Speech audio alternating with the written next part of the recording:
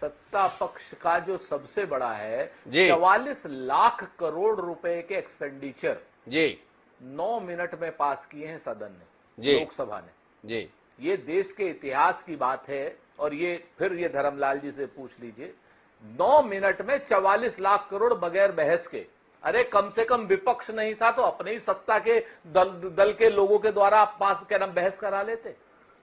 ऐसे लोग हैं, ऐसे डरपोक लोग हैं। मैं कायर कहूंगा तो फिर आप लोग चिल्लाने लगोगे कि ऐसा नहीं वैसा है, तो इसलिए कायर नहीं कहूंगा।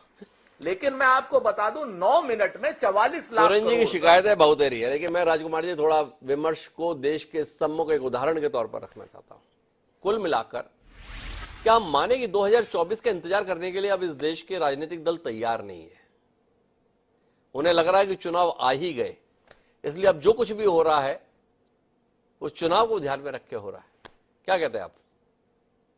देखिए हिमांशु जी, एक तो जो आपने सदन की गतिरोध को लेकर कहा जी, और आपने कहा भी, ये एक स्थापित परंपरा है। खुद भारतीय जनता पार्टी 2004 से 14 तक जी ये कहती रही है कि सदन चलाने की जिम्मेदारी सत्ता पक्ष की ज्यादा होती है। जी हालांकि हम लोगों को, सब लोग को इतिहास एक बार दोबारा पढ़ लेना चाहिए। जी ये पहली बार नहीं हुआ है कि सत्ता पक्ष ने सदन बाधित किया है। जी अतीत में भी सत्ता पक्ष अपनी रणनीति के मुताबिक ऐसा करता रहा है, और अतीत में भी इस देश में बजट तक बिना चर्चा के पारित हुआ है। जी इससे न सदन की गरिमा बढ़ती है, न लोकतंत्र की गरिमा बढ़ती है, जी और उसमें सब समान रूप से भागीदार है। जी अब सवाल आता है कि देश 2024 का इंतजार करने को तैयार है या नहीं है।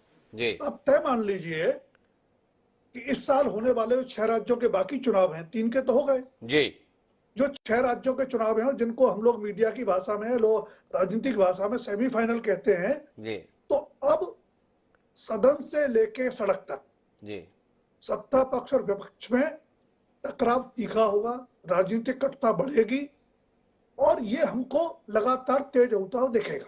जी अब सवाल आता है जेपीसी का। जी कौशिक जी भी कह रहे थे, सुरेंद्र राजपूत जी ने भी कहा, और आपने सही सवाल उठाया। ऐसी कोई बाध्यता नहीं है कि सुप्रीम कोर्ट की जांच होते हुए कमेटी बना दिए जाने के बाद संसद या विधानसभा की कमेटी जांच नहीं कर सकती। संसद का अपना विशेषाधिकार है जांच करने का, उसको उससे वंचित नहीं कर सकते। लेकिन जेपीसी नहीं बनेगी, उसके 2-3 बड़े कारण है। जी एक, तार्किक रूप से आज तक देश में जितनी जेपीसी बनी, अगर मेरी याददाश्त सही है तो शायद 8 बार बनी जी और उन जेपीसी की रिपोर्ट्स में कोई एक सर्वसम्मत निष्कर्ष नहीं निकला, क्योंकि जेपीसी दलगत राजनीति के आधार पर काम करती है, सच खोजने के लिए काम नहीं करती। जी लेकिन फिर भी बार बार जेपीसी की मांग होती है, चाहे भूपोर्ट्स में हुई हो, शेयर घोटाले में हुई हो, या बाद की दूसरी घटनाओं में हुई हो।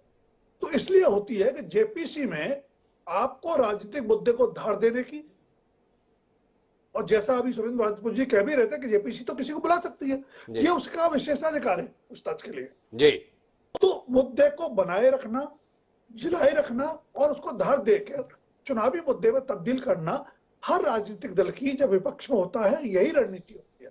तो अगर कांग्रेस को या विपक्ष को लगता है कि जेपीसी बननी चाहिए और जेपीसी बनेगी नहीं, जी तो टकराव लगातार बढ़ेगा, और जब बढ़ेगा, ये मांग होगी, उधर से इनकार होगा, तो कहीं ना कहीं संदेह का वातावरण बनेगा।